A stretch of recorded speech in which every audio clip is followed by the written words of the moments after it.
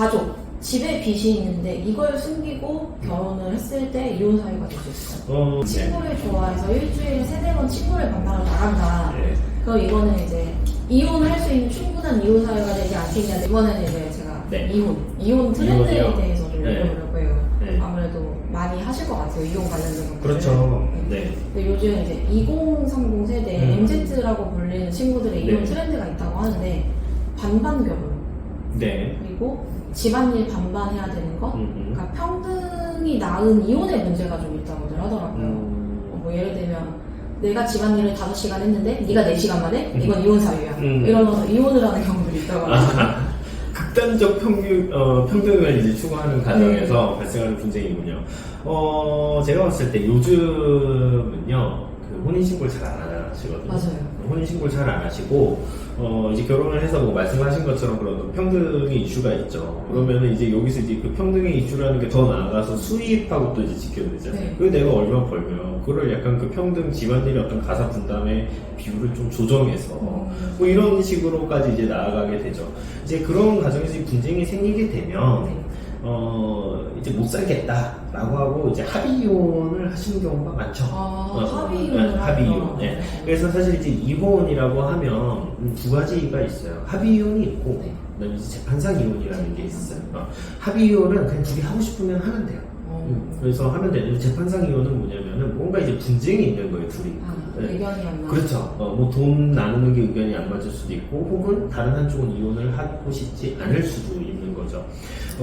그래서 제가 봤을 때 뭐 말씀하신 반반 결혼, 뭐 반반 집안일 이런 거가 결혼 초기에 이제 불거지고 문제가 계속 반복되는 경우에는 결국에는 생활에 어려움이 있기 때문에 스트레스가 너무 심하기 때문에 결국 찢어지는 거고, 대부분의 결혼을 하고 얼마 되지 않은 경우에는 합의 이혼으로 다 끝납니다. 아기가 없다라면. 아기가 없다면. 거의 대부분 합의 이혼으로 끝난다라고 보시면 될 것 같아요. 근데 제가 또 요즘 자주 보는 것 중에 하나가 네. 이런 게 있더라고요. 통장을 하나 만들고 여기다가 네. 서로 각자 생활비를 넣고 네. 각자 버는 돈은 각자가 사용을 하는 거예요. 네네. 근데 그런 경우가 이 있죠. 통장에 있는 돈에서 만약에 와이프가 립스틱을 샀다. 립스틱이요? 네, 싸우고 이혼하는 경우가 있더라고요. 그럼 그 여자분도 얘기할 것 같은데요. 아니, 립스틱 하나 산 거 가지고서는 이 불평등을 논하는 남자랑 살 수 없다. 이거 바로 나올 것 같거든요. 네, 바로 나올 것 같아요. 근데 이혼 사유가 되느냐라는 측면에서 봤을 때 이제 뭐 도박이라든가 사치 같은 경우는 이혼 사유예요. 근데 립스틱이 뭐 사치에 해당하는지는 잘 모르겠습니다. 그 립스틱이 뭐 굉장히 비싼 고가의 막 립스틱이에요. 막 500짜리. 뭐 500만 원짜리요? 500만 원짜리를 막 매주 산다. 그러면은 뭐 그거 사치라고 봐야겠죠.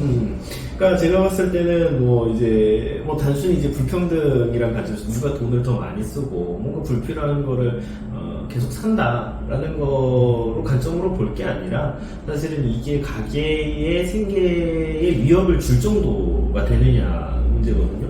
뭐 예를 들어서 뭐 달에 한 10억씩 벌어요. 1,000만 원 쓰는 거 가지고 뭐라 할 거 아니잖아요. 100만 원 버는 사람이 10만 원 쓰는 거랑 똑같은 거잖아요. 네. 그러니까 사실 이거는 이제 그 가게 수입이나 이런 부분이랑 또 중요한 문제인 거고요. 뭐 비단 이제 누가 더 많이 썼다 그것만으로 바로 이혼을 할 수 있는 건 아니에요. 근데 아까 말씀드렸듯이 이런 것 때문에 트러블이 생기면은 합의 이혼을 하는 경우가 있죠. 있어요? 네.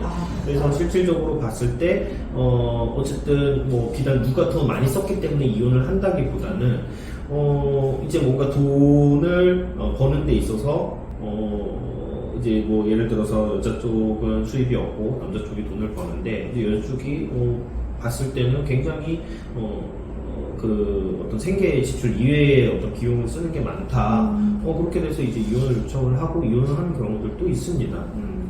그리고 요즘 제가 보니까 이제 네. 핫한 게 마이너스 통장 결혼. 마이너스 통장 결혼이요? 그러니까 네. 여자분들이 결혼할 때 돈이 없으니까 모으기 없으니까 네네네네. 마통을 뚫어서 네네네. 혼수를 하고 네네. 근데 결혼을 하고 나서는 네. 이건 우리 돈이니까 우리가 같이 갚아야지라고 해서 네. 이제 이게 이혼 사유가 되냐 안 되느냐도 되게 핫하더라고요. 이게 실질적으로 봤을 때는 그 이제 뭐 내가 거액의 채무가 있는데 그 채무를 이제 알리지 않고 결혼을 한 거잖아요. 우리 결혼을 하고서 이제 같이 갚아 나가자. 이렇게 된 거죠.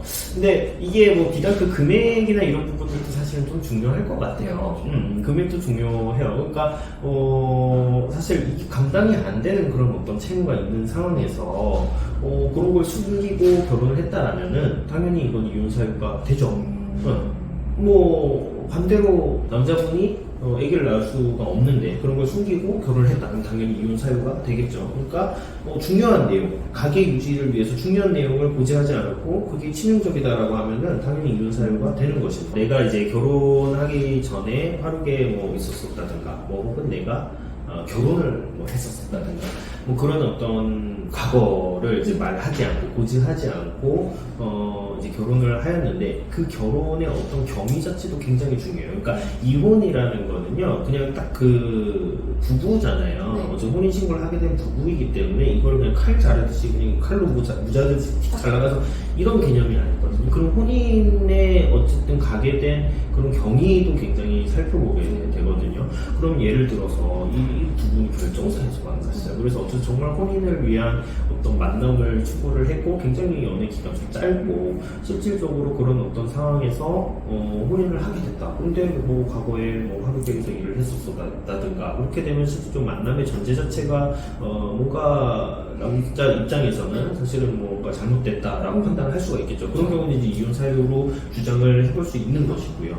당연히 연애 기간이 굉장히 길어요. 그리고 이제 화류계에서 일했는데 그 기간도 굉장히 짧고 실질적으로 봤을 때 이 남성과 여성이 결혼을 한 거는 실질적으로 봤을 때 남성 입장에서는 그런 내용을 이제 나중에 사후적으로 듣게 됐을 때 굉장히 충격적이고 일 수는 있겠지만은 그 부부라는 그 혼인을 깰 정도는 아니다라고 판단된다라면은 이혼 사유에 해당하지 않는다라고 볼 수도 있습니다. 그러니까 이 둘 사이에 형성된 신뢰가 어떻게 기반하 있고 어떻게 형성이 되었고 어느 정도 형성이 되었느냐 이런 걸 종합적으로 놓고 따지는 거고요. 그거를 이제 다투는 게 변호사들이 할 일인 거죠. 그러니까 이제 뭐 화류계 종사 사실에 대해서 이혼을 하겠다. 그런 부분들을 이제 주장하는 이제 남자 쪽 변호사가 된다라면은 이제 그게 이제 굉장히 큰 일인 거고 신뢰를 부풀린 거고 혼인 생활을 유지할 수 없다라고 주장을 하게 될 것이고요. 여자 쪽에서는 반대로 이거는 사실은 뭐 그렇게 중요한 게 아니고 일시적인 어떤 일탈이었었던 것이고 그리고 어쨌든 우리 둘이 이제 어떤 연애의 어떤 기간이나 혼인의 기간이나 이런 거를 봤을 때 이거는 그렇게 중요한 문제가 아니다. 오히려 저쪽에서 지금 마음이 지금 떴고 그런 부분들에 대해서 트집을 잡아가지고서는 하는 것이다. 뭐 이런 식으로 소송이 가게 됩니다. 그래서 변호사들이 하는 일이 이제 그런 거 하는 거예요. 본인이 마이너스 통장이 아니라 네. 가족, 집에 빚이 있는데 이걸 숨기고 결혼을 했을 때 이혼 사유가 될 수 있어요. 일단 기본적으로 가족의 빚은 내 빚은 아니에요. 그러니까 가족의 빚을 숨겼다고 해서 이혼 사유가 되지는 않습니다. 그런데 가족의 빚을 내가 변제를 해야 되는, 내가 갚아줘, 도의적으로 갚을 필요는 없죠.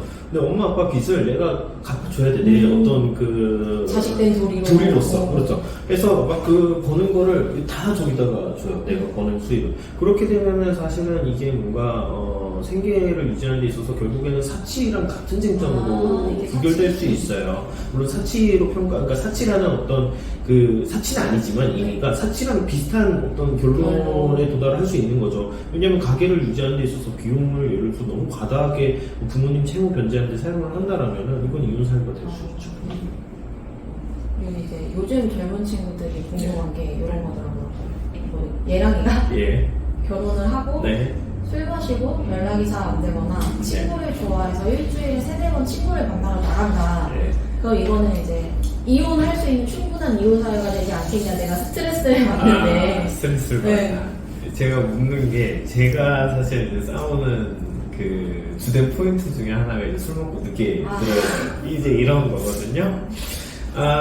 질문을 잘해서 그래서 사실 저는 이제 안 된다라고 답변을 드리고 싶고요. 근데 될 수 있어요. 될 수도, 그러니까 그게 정도가 중요한 거예요. 그러니까 뭐 지금 이혼을 하기 위해서는 이제 그 귀책이 있어야 돼요. 귀책. 합의하에 이혼하는 거는 뭐 언제든지 가능하지만 한 명은 이혼하기 싫은데 난 당신이랑 이혼할 거야라고 이혼을 하려면은 귀책이 있어야 되고 법에 정해주고 있는데 지금 이제 말씀하시고 있는 내용들은 혼인을 계속하기에 어려운 중대한 사유에 해당하는가요? 근데 이제 벌써 추상적이죠. 혼인을 지속하기에 어려운 중대한 사유. 그러니까 이거는 이제 한쪽에서는 중대하다라고 주장을 하는 거고 반대쪽에서는 이거 뭐가 중대? 이거는 혼인 지속하는데 별거 아니야? 라고 하는 거죠. 그럼 이제 술 먹고 늦게 들어오고 연락 안 되는 그 별거 들어오지 않냐? 연락이 안 돼도 꼭 들어가고, 되게 감정 들어가셨는데 지금. 들어가잖아. 내가 집에 들어가지 않냐? 들어가고, 연락이 안 되는 것도 아니에요. 그래서 뭐, 좀 늦게 될 뿐인 거지. 그때 이제 안 됐을 뿐인 거지. 그런 겁니다. 이제 하여튼 건데, 뭐 예를 들어서, 안 들어와요. 안 들어오고, 가출이요. 2, 3일에 한번 들어와가지고서 팬티 갈아입고 다시 나가요. 예전에 아버님들 많이 그러셨다고 해서. 이런 경우는 이제 이혼 사유가 될 수 있는 거죠. 그건 이제 특히나 이제 요즘에 그 어떤 아이들과의 관계, 그다음 부부 관계도 굉장히 좀 정서적인 부분을 중요하게 보고 정서적 학대라는 어떤 개념을 법원에서도 많이 인정을 하고 있는 추세예요. 그렇죠. 네, 그래서 뭔가 이제 그런 이제 유기까지는 아니죠. 유기는 아닌데, 뭐 실질상 혼인을 했지만은, 뭐 집에 들어오지 않는다. 계속 술 마시고 돌아다니고, 그러니까 계속, 뭔가 이제 집안을 신경 쓰지 않는 그런 게 반복되는 경우는 이혼 사유 주장을 해볼 수가 있겠죠. 해볼 수는 있으나 이게 완전히 되지 않을지는. 뭐 전형적인 이혼 사유는 아니기는 합니다. 일단은 뭐, 계속 이게 실질적으로 이혼 소송으로 붙게 되면은요. 네. 결국에는 이제 중요한 거는 사실은 돈 문제예요. 그렇기 때문에 이제 어떤 뭔가 남자가 돈을 그래도 벌고 그 어떤 그거를 생계 유지를 위해서 계속 수입 활동을 했고 그걸 이제 넣었고 그런 과정에서 분명 남자는 그렇게 주장을 하거든요. 그런 과정에서 나는 이제 영업도 하고 술도 마시고 다닐 수밖에 없었다라고 주장을 하기 때문에 일반적으로 봤을 때 뭔가 좀 술 마시고 뭐 주에 한 2, 3일 늦게 들어온다 뭐 이런 경우를 일률적인 이혼 사유다라고 좀 평가하기는 어렵습니다. 다만 정도가 심한 경우에는 당연히 이혼 사유를 볼 수 있겠죠. 저를 변호하는 건 아니고. 네.